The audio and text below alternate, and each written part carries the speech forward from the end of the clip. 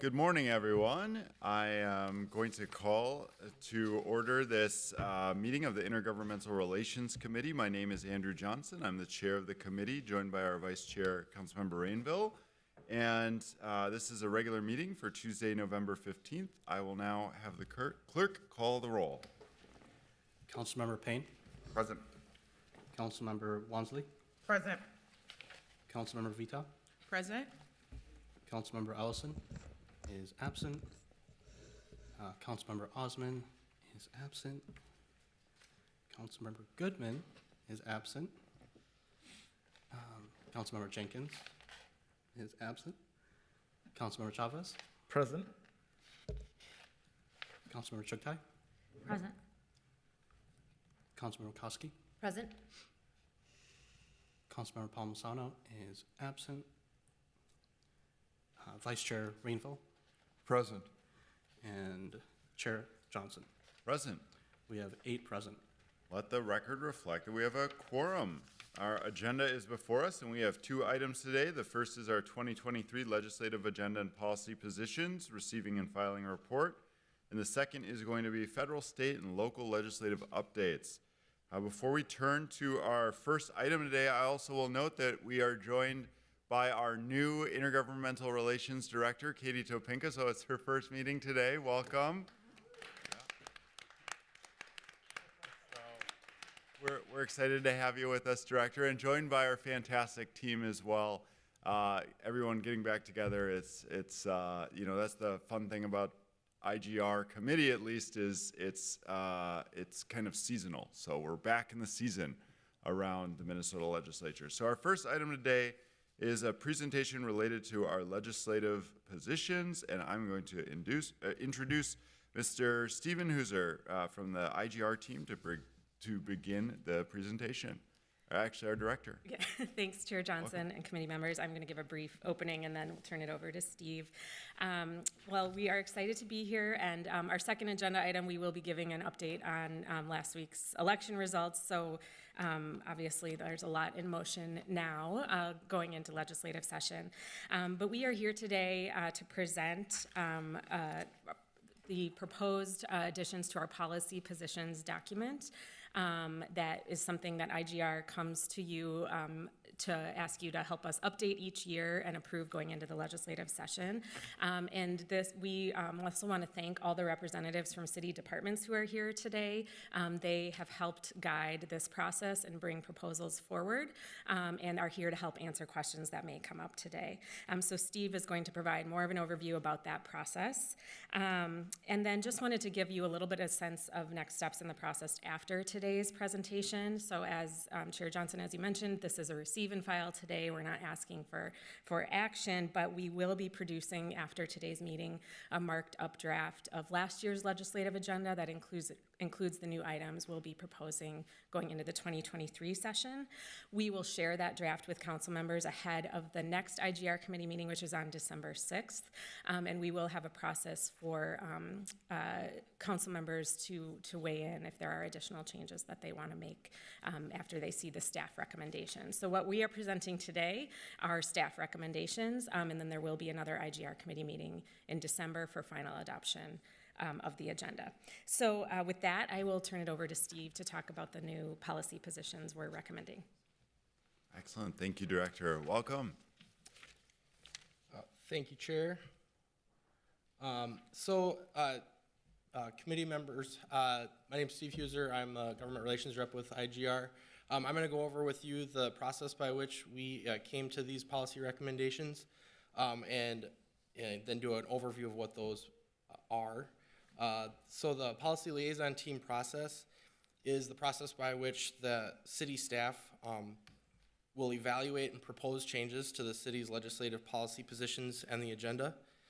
The team is made up of interdepartmental city staff, and it is coordinated through IGR. So today what I'll go over is the new policy position recs. Lauren Olson will go over the capital investment priorities, and Director Topinka will go over the legislative agenda changes. As Katie said, these are proposed annually. They include policy, technical, and language updates to the policy document. Both department staff and city council can propose updates to this policy document. The policy liaison team reviews these proposals, makes suggestions, and make ideas for inclusion in the agenda and policy positions. We have 13 recommendations to present to you today. The 2023 draft agenda policy positions will be included in December, as Katie said. And the new language, the new policy or amendments to, and the new language will be either a new policy or amendments to a current existing policy. So the new or amended policy positions, the first one that we have to present for you today is making changes to assault in the 4th degree related to city officials. What this policy recommendation would do is to support, it was brought by regulatory services. They have seen an increase in code enforcement staff facing assaults while out in public. This policy would support legislation that would increase the penalty for assaulting a city official in the conduct of their work to up to 3 years in prison or $6,000 fine. This would be the same penalty that is currently in statute for assaulting a law enforcement officer. As I said, the city staff and the officials would need to be doing the course of their work representing the city for this to apply. The next proposal that we have is the city of the first class assessor roles. This proposal was brought by the city assessor's office. What this policy proposal would aim to do is restore longstanding roles and duties of the city assessor that were removed following a technical bill change by the Department of Revenue in a few sessions ago. There have been interpretations that this change in that technical bill removes authority and responsibility of the city assessor related to property valuations and the responsibility for those valuations. This policy would express support for legislation that would restore that role and authority that was removed by the technical bill and subsequent interpretation of that statute. The next proposal is preserving city zoning and land use authority. This proposal was brought by CPED. We will continue to oppose legislation that would preempt city zoning and land use authority, which is best addressed locally. Currently, we do support preserving city zoning and land use authority, but we have not expressed it explicitly in our legislative policies before. So we are proposing that we do express that support a little more clearly in the document. This has been a recurring issue at the legislature for the past several legislative sessions. The next proposal is amending the state privacy statute. This proposal came from the city attorney's office. It is a response to a recent Supreme Court opinion. The Supreme Court did take a narrow interpretation of that current statute, and it was related to supporting, and this policy would then support legislation that would remove a current reference in statute related to surreptitiously recording somebody who has an expectation of privacy through a window or aperture. The city attorney's office does work on cases like this, and we are aware that the County Attorneys Association is likely to also work on this legislation as well.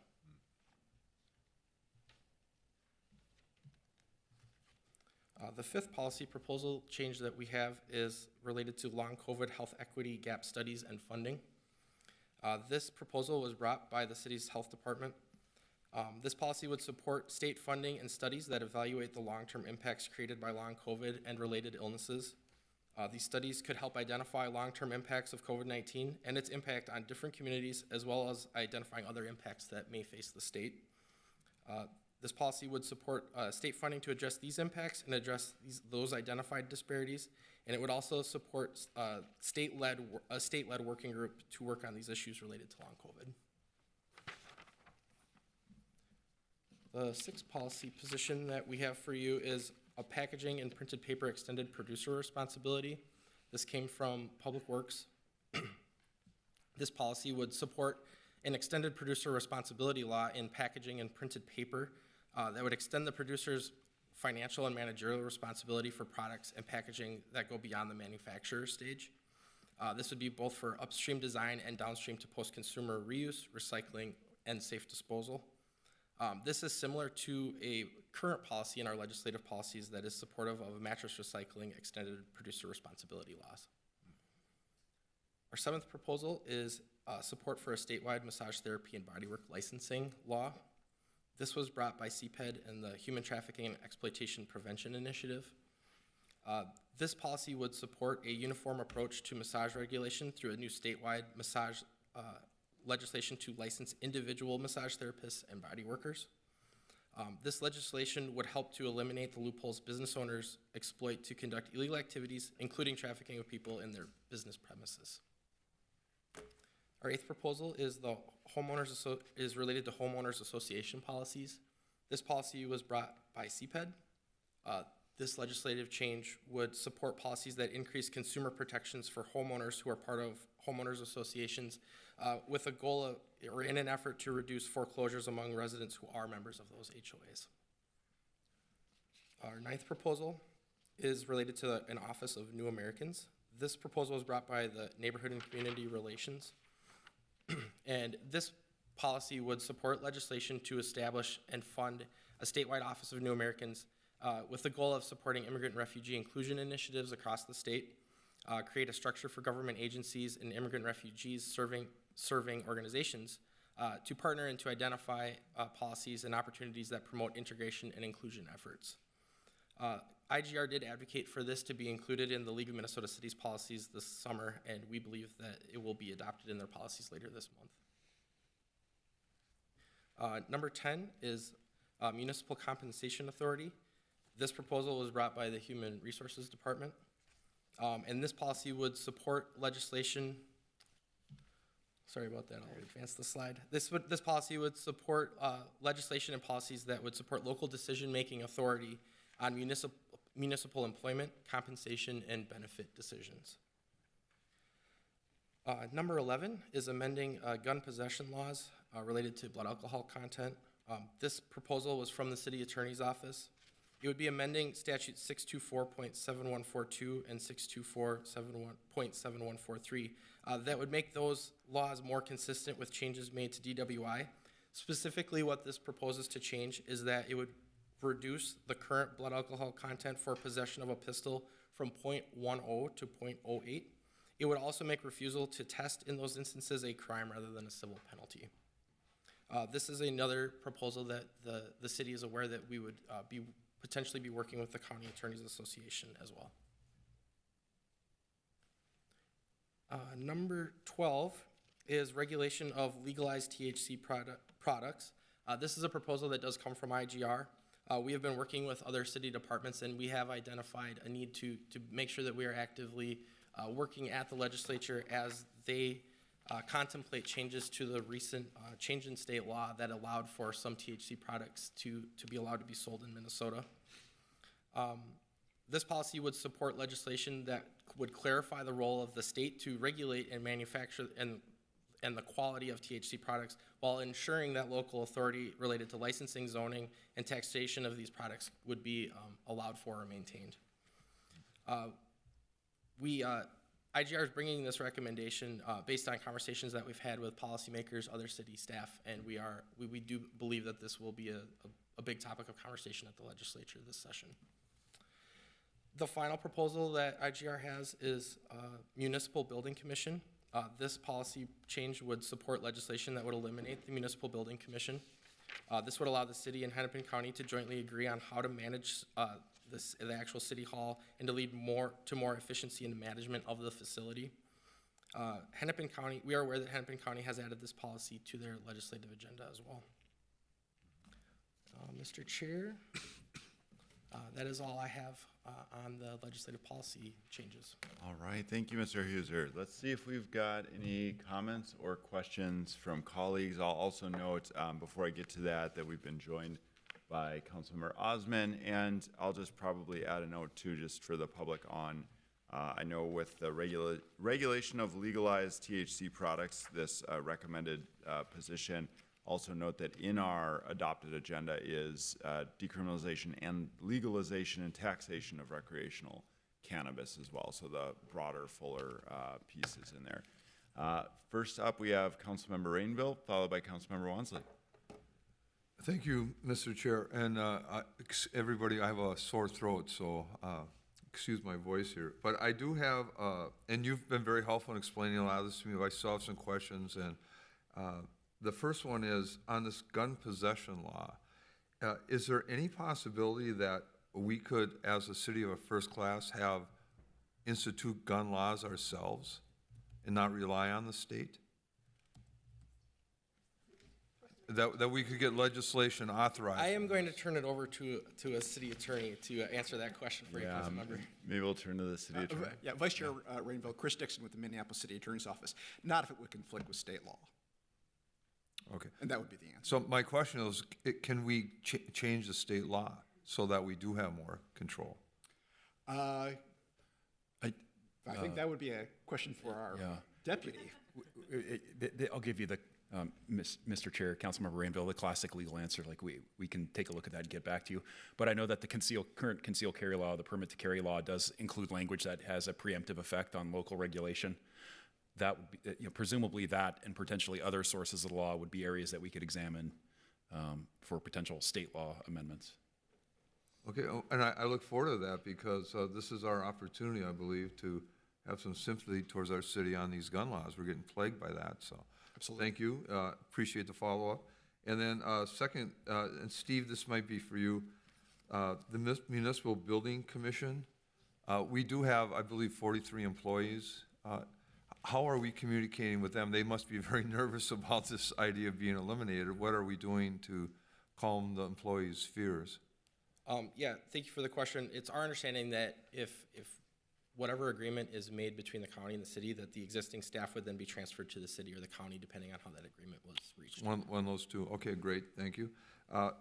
Next, you had explained to me about the red light cameras that was going to be carried by, so for speeding purposes to identify, or not, excuse me, speeding, identify people who run through red lights, and that was going to be carried by the League of Cities, I believe?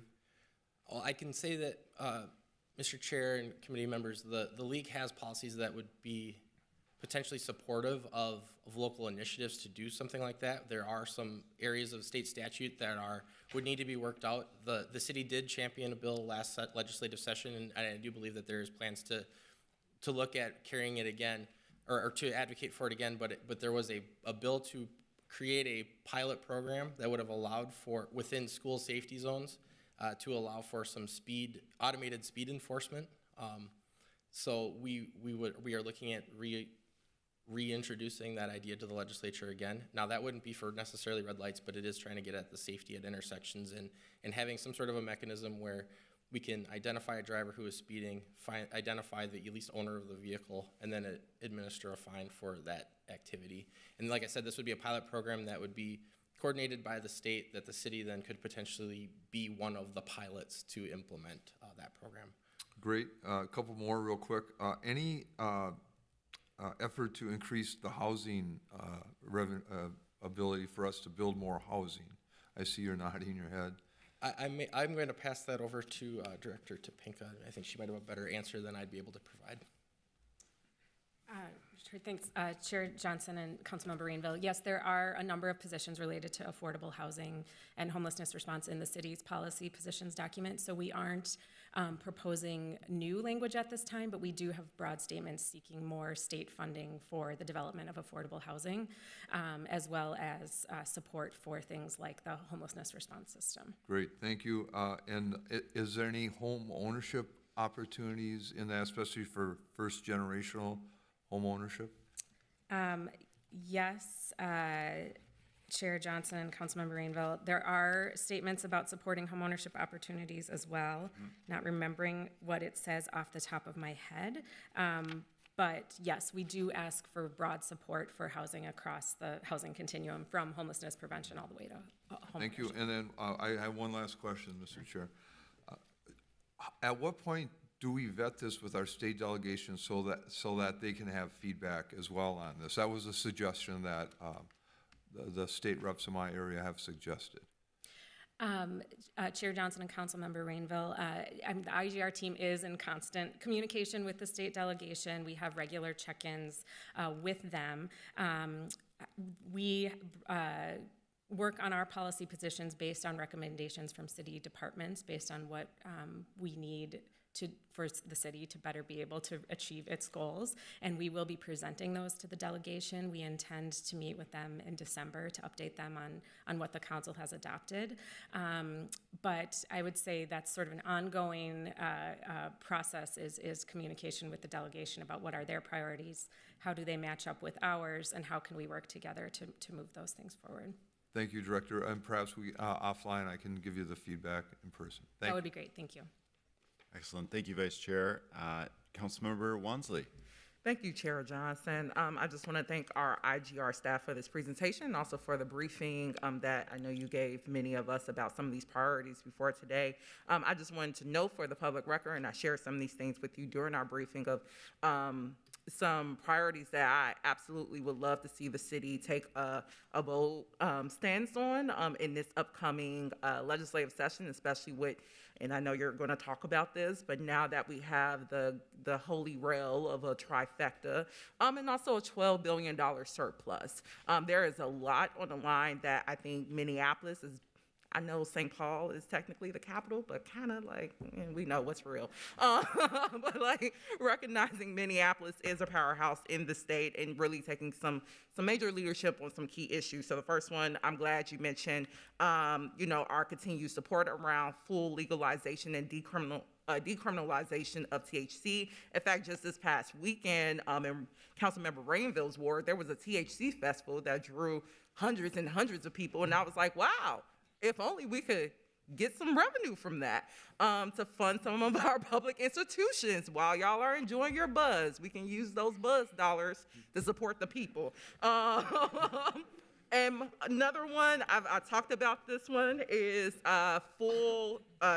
universal child care and early learning. This is a piece of legislation that I know child care providers, along with our educators, introduced last legislative session to make child care affordable. We know this is a top expense for so many households across the state. There's more than 200,000 4-year-olds right now that does not have a place, a child care center, or have accessible child care to them. So that's absolutely another way in which we can show up for working class families. Also, to pair that, we have a $12 billion surplus. We know in Minneapolis alone, just earlier this year, teachers went on a 3-week strike. We absolutely need to be advocating and lobbying our allies at the Capitol to say that $12 billion surplus needs to go to our public schools, fully funding them, and also fully funding special education. In addition to that, I know I spoke with you about this matter, and I know we're not in a bonding year, but we've had legislation come through this body or ordinance language around extending bonds to charter schools. And again, in recognizing just the despairing conditions that our public schools are in, I absolutely want to see our public dollars go towards supporting our public schools. So any way in which we can readjust that at that level so we can make different decisions here, I think that would be better. Also, I'm super glad to see in our public safety alternatives, and you're probably going to get into that a little bit more in this presentation, but advocating for more funding to go towards those alternatives and building upon the amazing work that our staff within the Office of Performance and Innovation that they have led. I know they were able to get additional dollars just last legislative session towards that work for us to lead new pilots to meet a whole array of public safety needs that our residents experience, and I want to see that continue to be supported and funded. And also paid family and medical leave, considering this body, and I felt very honored to co-author this resolution with, or policy with Councilmember Johnson, parental leave that we just passed in August. I think that helps to build upon, again, how are we demonstrating that we're committed to working class families and people across the state and in the city, and supporting the needs of their families, their growing families. And then last, I know this came up during our briefing around supporting NCR with gift card administrations. I don't know if you're going to speak on that. I know at the state capitol, there's a lot of dog whistle politics about fraudulent use of funds, of public dollars that's typically relegated to Black and brown folks who are doing a number of needed services for our communities. And I also know the Feeding Our Futures kind of scandal has further doubled down scrutiny on those communities. But knowing that funds are often not misappropriated with the usage of gift cards. People are not out here buying mansions with a Target gift card. So I would love to see our cities be able to use these small tokens of support for working class people to be participants in our local democracies. And if a Target gift card is one small token that we can express that, I would love to see us work with our state auditor to really revisit those parameters that's limiting that, work from happening and limiting great departments like neighborhood community relations from being able to support our residents in that way.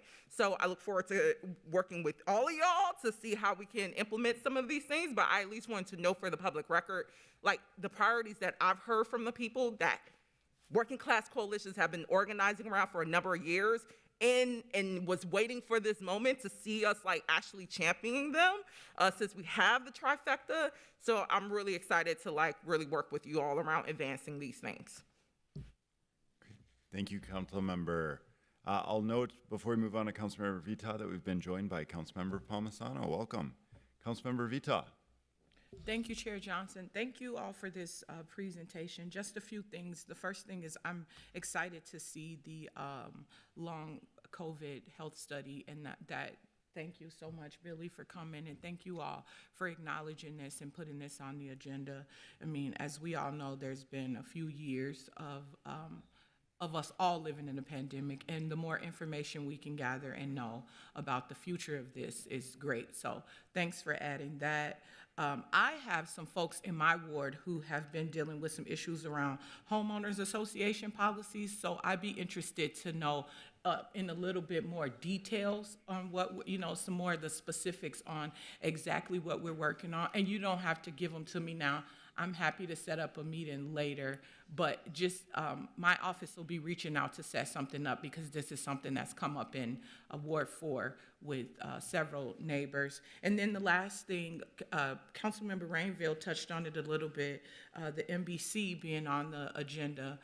I just wanted to make sure that staff of the MBC know that this is not an effort to eliminate jobs, that this is an actual opportunity for us to work more efficient for the employees who work for the MBC here in City Hall, and also for us to have more protections for them as employees. These conversations are not being had without union representation, without leadership here on the council and at the county. I just think it's very important as a council and as the county commission that we take these employees on this journey with us as we, find out how this is going to work out for them. These are their jobs. This is their livelihood. And it's important that they're a part of these conversations. So the more information you can give us, and I'm calling on the chair also and the vice chair, the more information you can give us throughout this process as this heads over to the Capitol and share with the employees of NBC, that would be greatly appreciated. Thank you. Thank you, Councilmember. Councilmember Payne. Thank you, Chair Johnson. My original question, Vice Chair Rainville kind of got at it a little bit, and I think that answer mostly satisfies my main curiosity. I'll add to it. In your work with the Minneapolis delegation, I'm wondering, there's going to be a pretty tight timeline on what we can get done, and I'm wondering if there's even on our side before even, having those conversations with the delegation, can we get to a more prioritized list of these are the really mission critical things? So that's just throwing that out there, but I'm certain you will get to those short list priorities through your work with the delegation. But building on this kind of cross-jurisdictional collaboration, I'm curious around, we all are very committed to making sure that we have a safe work environment for all of our staff. I'm just curious if there's been any collaboration with the county level, primarily with the county attorney's office, either the previous administration or incoming administration around this recommendation for sentencing guidelines for assault of staff, and just I'm curious if that's been kind of a request developed in collaboration with the sentencing entity that would be executing some of that work? Councilmember, thanks for the question. Yeah, we have not done that direct coordination quite yet. What we are aware of is that we're not the only local government who is concerned with safety of staff and some of the things that we're seeing, happening to staff. We're not alone in that. So we are anticipating that we're going to be able to partner with other local governments, associations that represent local governments. But I think that I would like to work with you offline to, strategize around like what we could be doing with county attorneys to make sure that we have a very clear, full understanding of what that interaction would potentially be. So thank you for that. Yeah, and then last question is, one of the items that kind of, when I had my one-on-one, I wasn't that enthused about it, but I understood the philosophy of it, but it was around the salary cap. And, there was some discussion around the process by which we get exemptions for the salary cap, and I was just curious around, like one of the philosophical goals is just around local control, and so that part I understand, but also I understand the philosophy around the salary cap and what this means for, public dollars, and I was just curious, ultimately, are we trying to get to just a pure local control outcome on this, or is there specific market conditions that are really driving this? Because we know that there are people employed here that are well above that salary cap, and we know that part of our problem is that we have so many people above that salary cap that we're struggling to get exemptions. And so I'm just curious, are these labor market drivers that are primarily like bubbling this up to the top, or is it really purely that philosophy of local control? Well, Councilmember, thanks for the question. I'll start, and then if I know that we do have representatives from the HR department here as well, but I think the short answer is probably yes. So I think that it's what this legislative policy proposal wouldn't be. It's not an advocacy for increasing salaries per se. It is just simply stating that decision-making authority should rest with the local government and not necessarily have like a governor or some sort of a cap that's put in at the state level, because that is a statutory cap. So it isn't necessarily saying that local governments would have to exceed that cap. It is just to the second part of your question, the market is sometimes driving our inability to attract talent for some of these positions. So while a salary that is possible in the private sector, it's just not achievable in the public sector, and sometimes that cap is getting in the way. And I'll see if it does look like we have someone from HR who can speak a little bit further to it. But from the IGR perspective, that would be our answer to your question. I'm Brenda Miller with the Compensation and Classification Department in Human Resources, and he spoke very eloquently about it, and I don't know that I have anything more to add, but I'm open for questions. Yeah, maybe just out of curiosity, we know that the economy's got crazy weird signals right now. The labor market is very tight, and we also are fearful of a recession, so these are like very contradictory signals. Is this a new problem that we're having a hard time attracting folks because the salary cap, or is this kind of a recent development because of these weird economic factors that? I think it's a combination of both. We have had difficulty attracting and retaining, and we've gone to the state and requested salary cap waivers in the past. More recently, we had the Commissioner of Public Safety, and then we had the police chief that we went to MMB to request a waiver for. And fortunately, in those two situations, it was granted, but that was all based on market conditions that we needed to have those waivers granted. It does slow down our process, our ability to hire employees in a timely manner. So the process can take quite a while. It was unusual for the two positions that we took forward to get an answer within a matter of weeks. Normally, it takes several months for that process to occur. I think the important part is to note that it does not change the council members' responsibility for approving appointed positions or the salaries associated with those positions. So that continues to be something that council will be responsible for. And then out of curiosity, is it a kind of small enough number that you would know off the top of your head how many times we've had to request this waiver? Or is it a big enough number that you would have to do quite a bit of digging to like figure out how many times we've requested? We have 12 waivers currently with the city. I'm not sure how many times we've gone and requested a waiver and were denied. Okay, that's helpful. Thank you. All right, thank you. Council Member Wansley. Thank you, Chair Johnson.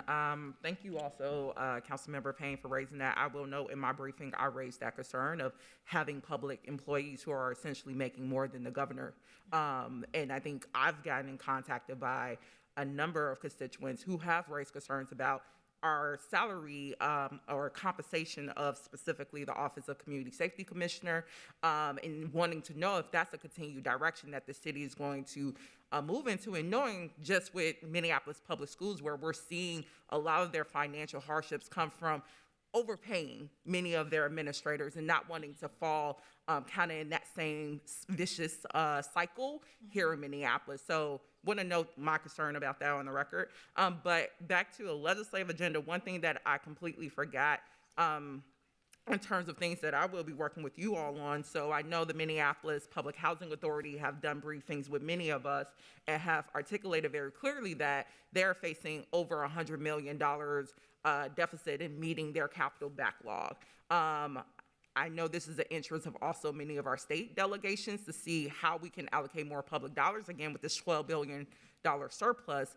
I would like to see us lobby in any way possible around expanding support for our public housing authority to meet that gap around our capital backlog, and knowing that it's going to have to take a multi-jurisdictional approach of it. But I think as we're all meeting the goal or wanting to reach this goal of housing for all and making sure everyone has affordable housing, public housing is the most purest sense of affordable housing in our city, and wanting to see that portfolio, those units be protected at all costs and be fully funded, especially in upgrading them to the status that our residents deserve. So I would like to see that language also be integrated in our legislative priorities too. Thank you, Chair Johnson, Councilmember Wansley. I'll just comment briefly on that. We do have a policy position around supporting general obligation bonds for public housing rehab, which is something that the state has passed in prior years, and we hope will do again if there is a bonding bill. We'll just note that the reason, or a big part of the reason there is a backlog in capital improvement needs in public housing is because the federal government has not kept up with its commitment to public housing. And so that's also an important part of when we do intend to update our federal agenda early next year. And it's certainly something we support at the federal level as well, but can work with you to make sure we're really clear about how we're talking about that with our federal delegation as well as our state delegation. Yeah, absolutely. And I want to note too, legislation like Faircloth, we know federal government has underfunded public housing, and it's created this condition where cities, state governments have had to step up to meet that need. We also have not stepped up in the way that we needed to, and recognizing we can't wait on a trifecta at the federal level. People need housing now, so absolutely want to work with you around how we can leverage the power that we have at the state level and here to get those dollars towards our public housing residents and prospective residents too. Thank you. All right, thank you, Councilmember. Councilmember Vita. Thank you, Chair Johnson. Just quickly, I wanted to speak to us addressing the opioid crisis and making sure that that's a part of our legislative agenda also. I'm looking at the ongoing priorities with public safety, and I'd love to see that in there. I know we have a small amount of money from the lawsuits, but just so that it's known that it's an ongoing issue here in the city of Minneapolis, and we will need continued support and a lot more than what we're getting from the lawsuit. Councilmember, I'll speak to that really briefly. I'd like to work with you offline. We can take a look and see what the current legislative policies say that was something that could fit what you've got in mind. And if we need to tweak language or add language to be clear about that, we'll work with you before December 6th meeting. Thank you, Councilmember. I'm not seeing any other comments or questions. Before we move on to the capital investment priorities, just in case we lose any staff as well who are here because they were here for the policy positions portion of this presentation, I just want to say thank you to staff from just across the entire enterprise who worked with the IGR team for bringing forward all of your thoughtful ideas on these policy positions and really thinking about how we better serve residents of the city and guests and visitors and just make the whole ecosystem better for everyone. So thank you so much for that.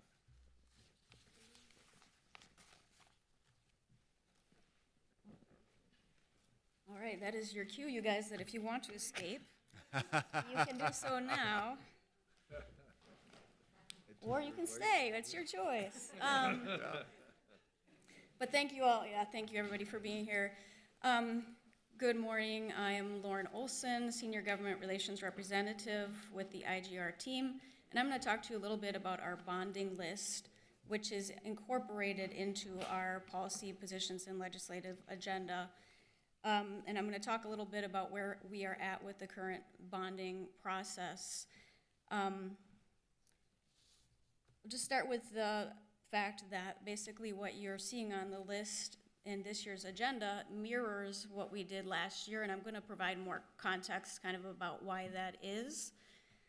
There's only one change here, and we'll touch on these projects later, but we think that we can seek more money for our Americans with Disabilities Act transition plan. It's a very costly project to ensure that the entire city is accessible to all users with improved curb cuts.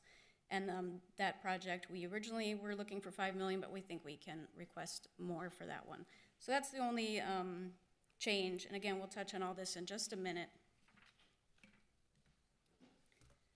So I think Councilmember Wansley was talking about a bonding year just a moment ago. So I just want to touch on that. You know, is there such thing as a bonding year? I think people are familiar with the concept that 1 year out of each biennium is considered the bonding year and the other one is not.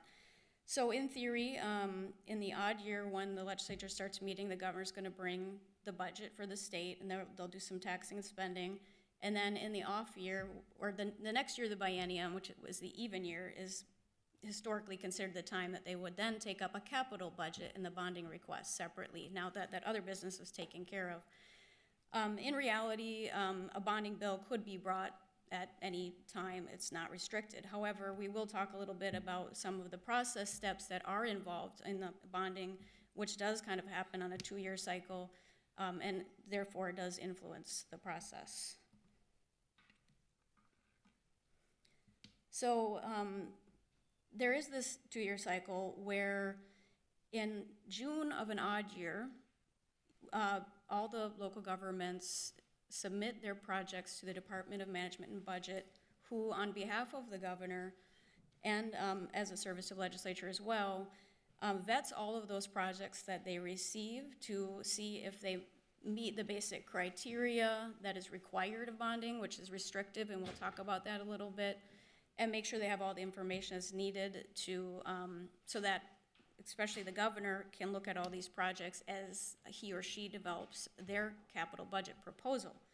So what that means is in June of 2023, coming up next June, is when we will submit the next tranche of potential projects to then be considered whether or not the governor ultimately would recommend those in January of 2024. Again, some of the stuff is not completely set in stone, but there is this process. So the last time we did this, we brought some projects through in June of 2021, and the governor selected a few of ours, amongst others, to be recommended by him in his budget, and we'll identify those in a moment.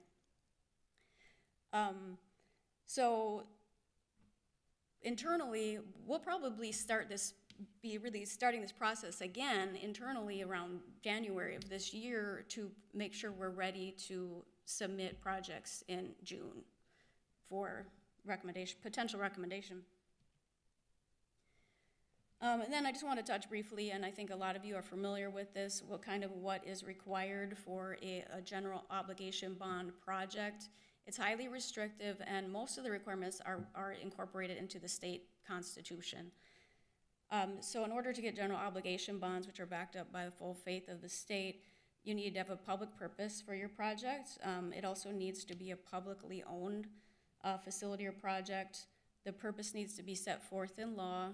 That can generally be satisfied by when the state legislature acts upon the proposals that kind of meets that requirement. The activities that we're paying for, it needs to be a capital expenditure, and so generally, you know, that tends to mean infrastructure things. It means buildings, bridges, tunnels, roads, sidewalks, that kind of thing, for the most part. There's a few, you might be able to pay for a little bit of planning associated with that, but generally we're talking about hard infrastructure. Matching funds are commonly required. I mean, you should generally expect that we need to come up with half the money for a project in order to get bonds. I think that requirement is not laid out in the Constitution, so that's one where, that's why I'm saying commonly required.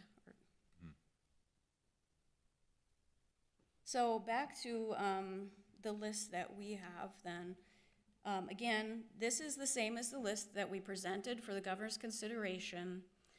And the governor picked a few of these to recommend, and those are the ones shown with the asterisks. So the Central City Stormwater Tunnel, and the Emergency Operations Training Facility, and again, that pedestrian curb ramp program. So, as you guys are probably painfully aware, 2022 was that theoretical bonding year, right? And there was very robust conversations about bondings and the usual hearings and tours, and it seemed like they were, the legislature was actually very close to negotiating something that they were ready to agree on. But ultimately, a bonding bill did not happen last year. But it's certainly possible that the legislature at any time could choose to pick up kind of where they left off with that, and you know, at any time kind of use that as a starting point. So the things on our list then are Central City Stormwater Tunnel. As you know, it's a very large project happening beneath us essentially right now in downtown Minneapolis to increase our stormwater capacity. It's a good climate adaptation type of project because it will allow us to deal with greater water and rain events in the future. And if the state can help us with this, it will also reduce some of the pressure on our ratepayers that pay for that infrastructure. The second item is the Emergency Operations and Training Facility. This is an investment in kind of some modular structures that can be moved around and provide a training opportunity for specialized rescues like structural collapse or rail incident or utility incident. And this is a facility that can be used by multiple agencies and partners benefiting the region and state, and we won't need to send people out of state for training. The Minneapolis Convention Center needs a variety of facility upgrades, things like, you know, replacing some ceiling tiles, some remodeling some conference rooms, some lighting issues, kind of just a variety of things and this is obviously a region, a statewide asset. Again, the next item is, you know, the city has an adopted plan to transition all of our streets and our curb cuts to ensure that they're accessible for all users up to the latest standards under the Americans with Disabilities Act. And again, you know, usually with a lot of these numbers you see here, they represent half of the project cost. And so, but in this case, the ADA plan, I don't know the latest numbers, but you probably know that we're talking tens of millions, maybe probably exceeding 100 million is the need there. I'm probably still underestimating that. So since we had kind of started with 5, I was like, you know, look, we can ask for, I think we could probably seek more for that. Finally, the Nicollet Avenue Bridge is a bridge that goes over Minnehaha Creek, and it's quite a long bridge and quite wide, so it's an expensive project for a bridge that, you know, doesn't go over the river, but it goes over the creek, and it needs some planning and repairs done. So that is where we're at with the list. Great, thank you, Ms. Olson. I will see if there are any comments or questions. Council Member Payne. Thank you, Mr. Chair. Yeah, so context, I'm an alternate on TAB, and we're going through regional solicitation right now, and I'm just curious about the intersection of these capital priorities and the regional solicitation process. Yeah, no, that's a good question because you can definitely have overlap and where the city, for example, would be seeking funds for different projects. For example, I mean, Nicollet Avenue Bridge, we are seeking a variety of funds to see what works out, including a bridge improvement program, money from the feds, you know, and that. So they're kind of, they're independent processes. So there isn't any kind of negotiating about, you know, like, oh, I think you're gonna get this. I mean, we might have to make some decisions about what we put our energy into seeking, knowing that we have different pathways. So in this case, the Nicollet Avenue Bridge as an example is something that would be, could be seeking different sources of funding, and essentially we just have to decide, time it out the best we can, try to figure out, are we going to know the answers? So in this case, some of these things are seeking somewhat redundant resources, and we're just gonna have to see what happens if we receive that resource, and it might preclude us from accepting something else. Okay, so I don't know if that- it is either or. It's like a mutually exclusive funding path. I shouldn't say it like that, not necessarily. Okay. So I think it just depends on what resource you're getting. So we could potentially, you know, put the pieces together to fund a project via both regional solicitation and federal dollars and a state bonding, just out of curiosity. I'm a lawyer, so kind of reluctant to answer. No. Yeah. Can I just say, you know, I think so, but I'd really have to, again, like some of these resources are so restrictive in how they can be used that I don't want to, I don't think I want to address total hypothetical. But maybe I can dig into it further for you and get back to you, if that's okay. No, mostly questions of curiosity, as we have to be creative in how we resource things. So thank you. Yeah. Excellent. Thank you, Councilmember. I am not seeing anyone else in queue for comments or questions, so I'm going to thank you for this part of the presentation. All right, thank you all. All right, thank you, Lauren and Steve. So we're going to wrap up this agenda item here, talking a little bit about the legislative agenda. So Steve has already outlined the policy positions that departments and IGR are recommending to add to our longer policy positions document. So linked to the RCA is the 2022 legislative agenda and policy positions. We are working toward updating that for 2023.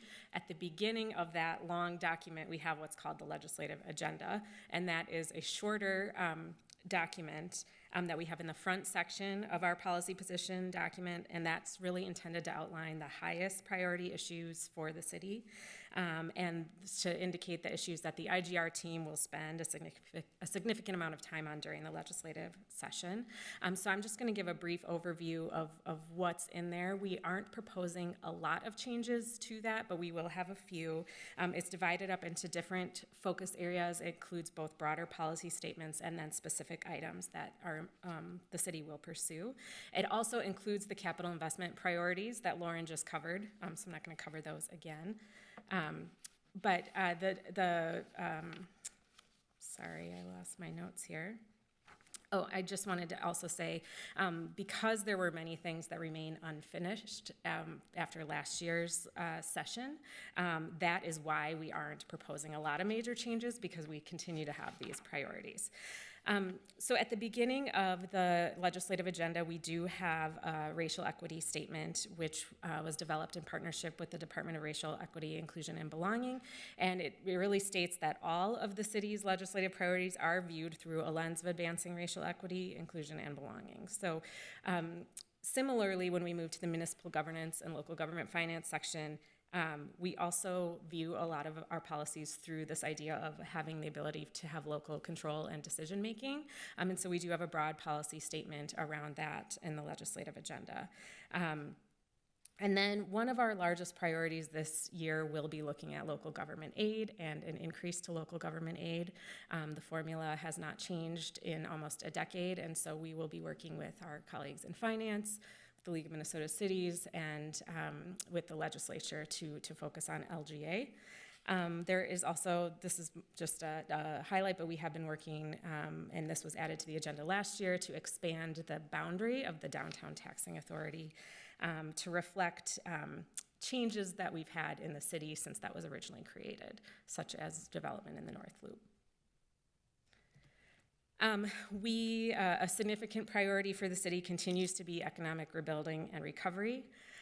This year, we intend to add on to that statement to say we're looking for resources to both support areas that were affected by the civil unrest following the murder of George Floyd, but also investment in areas that have been affected by both historic and recent disinvestment, including many of the city's cultural corridors.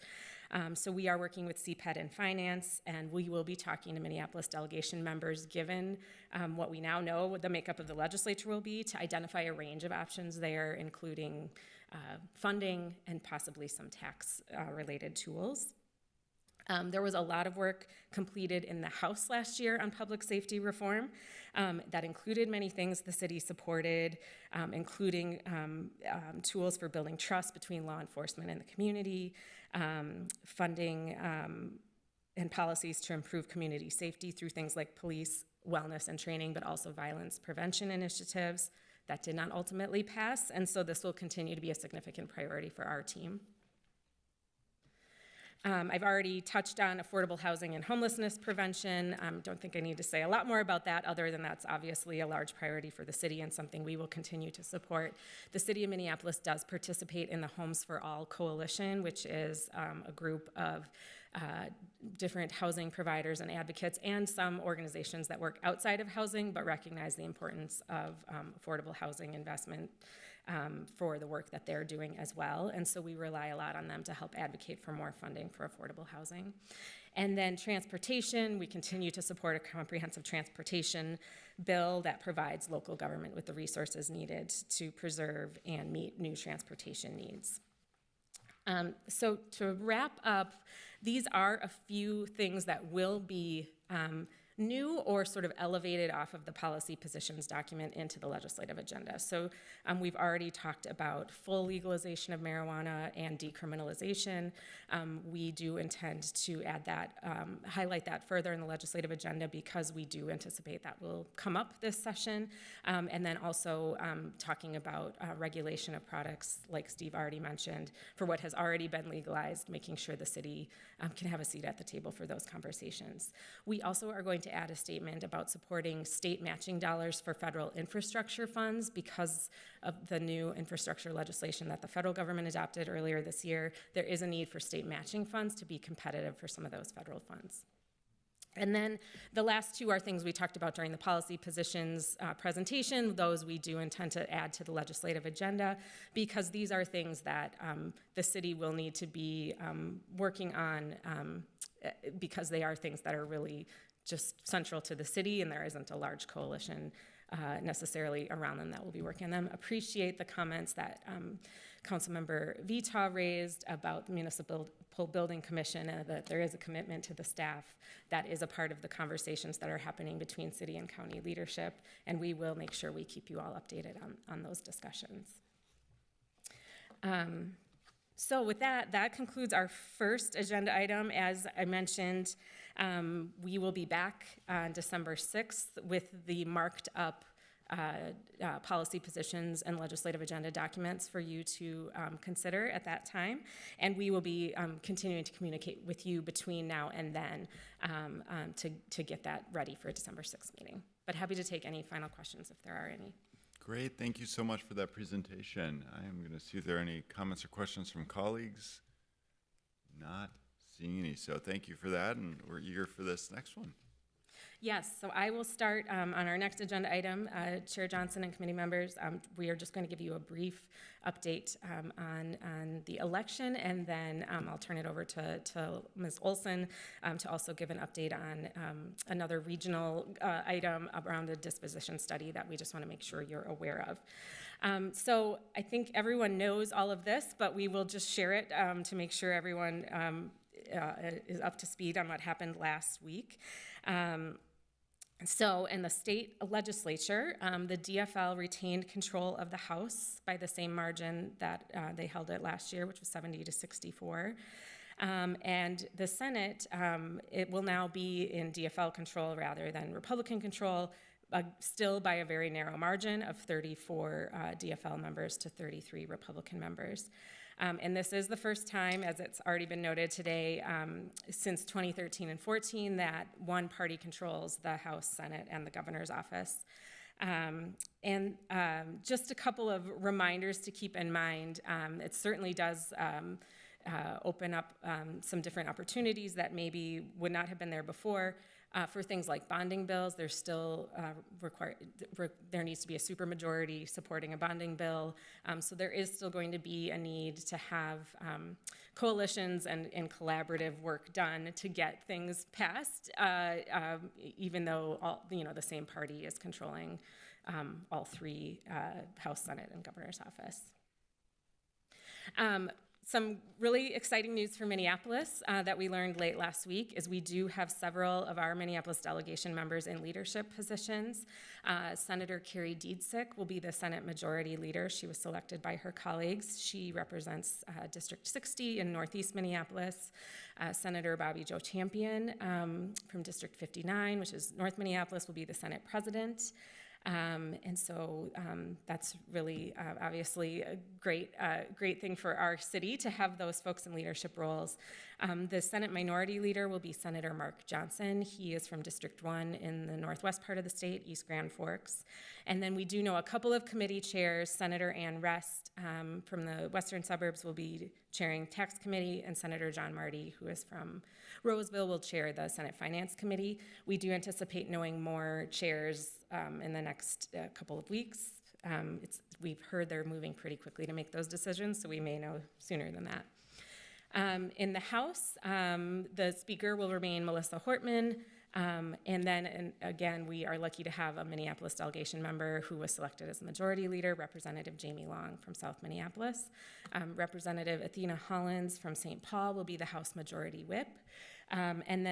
Representative Lisa Damath was chosen as the new House Minority Leader, and she is from Cold Spring. And then just really briefly on the federal side, we learned over the weekend that Democrats will hold on to a slim majority in the Senate. As of this morning, the House, all the races had not been called, but it does look like Republicans are on a path to control the House. But because it's not settled yet, it is pushing back activity at the federal level a little bit, because then the House will be choosing leadership and things like that. And so right now, the federal government is operating on a continuing resolution. The federal fiscal year ends September 30th. They passed a continuing resolution to just keep the budget going through December 16th. And so that is going to have to be something they take care of, either passing another continuing resolution or adopting a budget for the next federal fiscal year. So the timing's up in the air, but we are hearing from our federal lobbying team that House and Senate staff are hopeful that earmarks may still go through this year. And the city does have a couple of items that are still in play. One is reimagining public safety. It's the problem nature code analysis and alternative response pilot. So it's sort of alternative responses to 911 calls. We have that currently in play at about $2.5 million on the Senate side. And then also the Minneapolis Pathways, encouraging active community engagement and recruitment. This would be help creating a pathway for law enforcement careers in partnership with the Step Up program, and that's in the Senate bill at about $1.8 million. So we will keep you updated on what happens there, but it's possible there may be some activity on that before the end of the year. So that's what we have for the election update, and happy to take questions if there are any. Otherwise, we can turn it over to Lauren for our final item. Great, thank you. I'm not seeing any council members in queue for comments or questions, so. Welcome, Ms. Olson. Thank you. Once again, I'm Lauren Olson, Senior Government Relations Representative, and we are in the home stretch here. So, this is just an item that we wanted to make sure was kind of on the radar, raise the profile of it a little bit because it came up kind of suddenly. And we're not going to do justice to the detail involved, but I want, if you're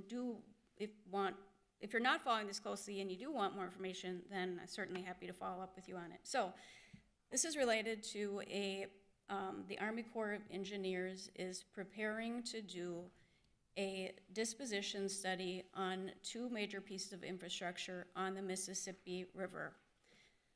First, I want to note that a lot of you have probably been hearing about a disposition study, and you've been hearing about that in the context of the Upper St. Anthony Falls near the Stone Arch Bridge, where the city is also, working on acquiring some property there and so on. This is a separate study. At one point, this study and the other two properties were all combined, but they were separated out due to some of the complex issues that needed attention for Upper St. Anthony Falls. So now the Army Corps of Engineers is returning to look at these other two pieces of infrastructure.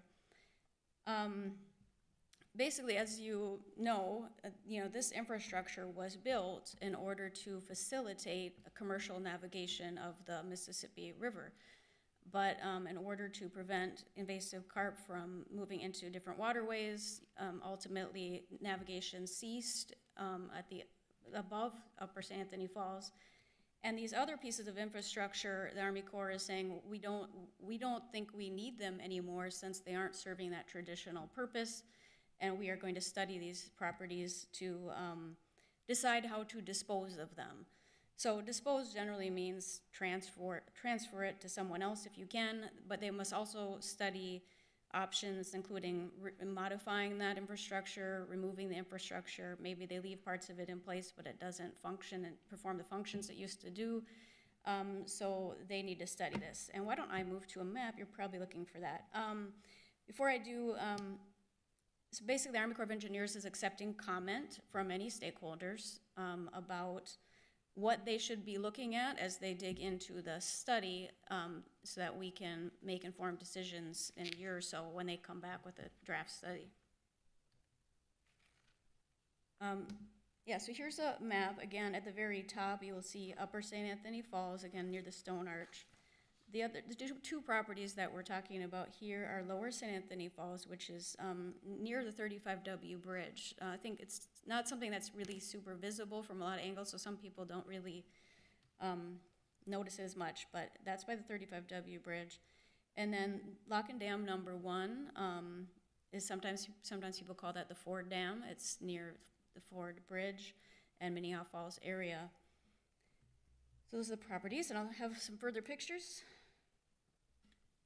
Oh, so I lost some of my graphics, but this is Lower St. Anthony Falls that I was talking about.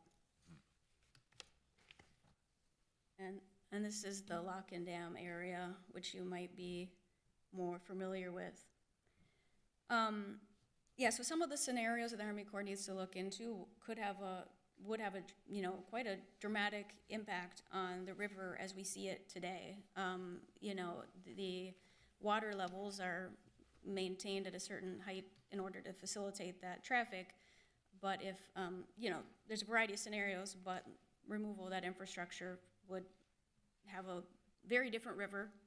And so there's a lot of different stakeholders that are interested in the future of the river and also the scope of this study. And again, I'm not doing justice because there's a lot of different factors here. But I just wanted you to know that this was happening, that December 18th is the deadline for comment. Since there's different parts of the city enterprise that I think could potentially raise really important questions, I'm working across city departments just to coordinate those questions so that we can submit those to the Army Corps for consideration as they dive into the study. Excellent. Well, thank you for this presentation. Are there any comments or questions from my colleagues? Not seeing any, so I will go ahead and direct the clerk to receive and file both of those reports. I really want to thank the whole IGR team for coming here with these great presentations and all of this information at this really exciting time. We have a lot of potential to get some stuff done with our partners. So that wraps up our agenda with no further business before us. I will call this meeting adjourned. Thank you, everyone.